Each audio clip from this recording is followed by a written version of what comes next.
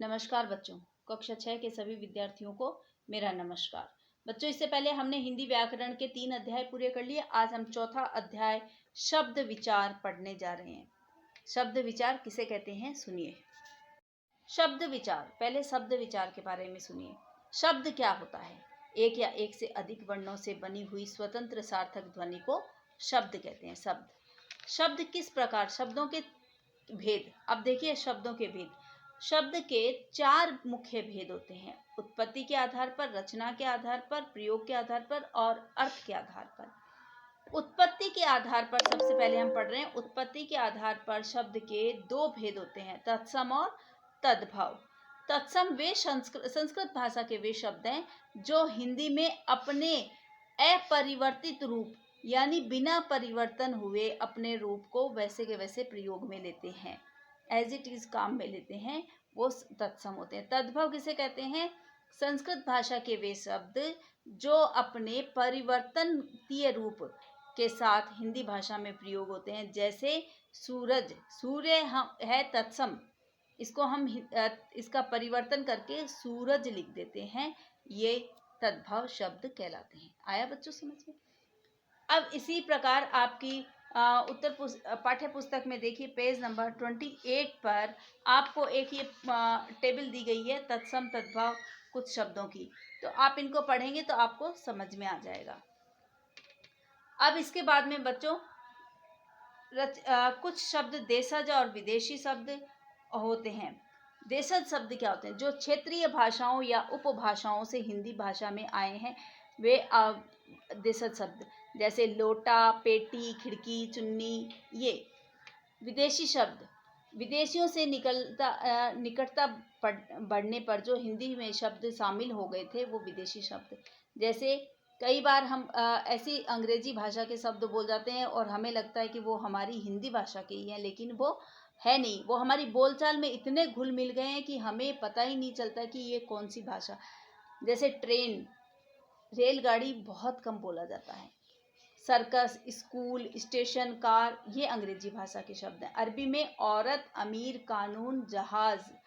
फारसी, फ्रांसीसी, तुर्की, पुर्तगाली।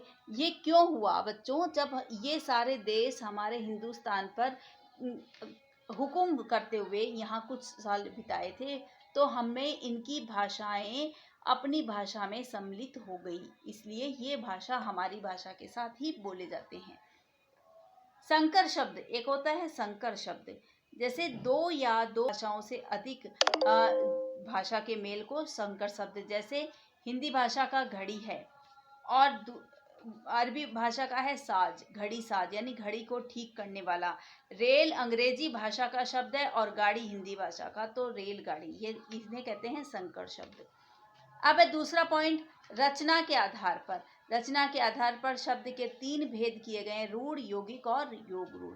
रूढ़ वे शब्द होते हैं जो परंपरा से ही किसी विशिष्ट प्राणी, स्थान या व्यक्ति वस्तु के लिए प्रचलन में आते रहते हैं, उन्हें रूढ़ शब्द, जैसे नदी, हवा, पक्षी, ये सब। यौगिक शब्द क्या होते हैं? जो शब्द 2 या 2 से अधिक शब्दों या शब्दों के मेल से बनते हैं, उन्हें यौगिक शब्द कहते हैं, जैसे पुस्तक और आलय, पुस्तकालय यानी पुस्तक का पढ़ने का स्थान। योग रूढ़ किसे कहते हैं? वे यौगिक शब्द जो किसी विशेष अर्थ को प्रकट करते हैं, योग रूढ़, जैसे नीलकंठ, नीला है कंठ यानी गला जिनका, कौन है? महादेव जी, शिव जी। दशानन, 10 है मुख जिसके, जो कि यूनिक हुआ था, संसार में एक ही आदमी, कौन? रावण, उसे कहा गया। तो ये थे यौगिक।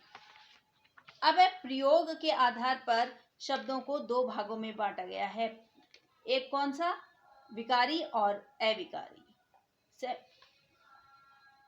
प्रयोग के, मैं एक बार दोहरान के लिए ये प्रयोग के आधार पर आपको समझा रही हूँ, विकारी और अविकारी। विकारी शब्द क्या होते हैं? जिन शब्दों में संज्ञा, सर्वनाम, विशेषण, क्रिया इत्यादि के कारण कोई परिवर्तन होता है, वे विकारी शब्द कहलाते हैं। और जिन शब्दों में या वाक्यों में क्रिया, विशेषण, संबंध बोधक, समुच्चय बोधक, विस्मयादि बोधक के कारण कोई ही परिवर्तन नहीं होता है, वे अविकारी शब्द कहलाते हैं। अब इसके बाद में है अर्थ के आधार पर। आगे का अध्याय हम बाद में पढ़ेंगे। आप इतना पढ़िए। धन्यवाद।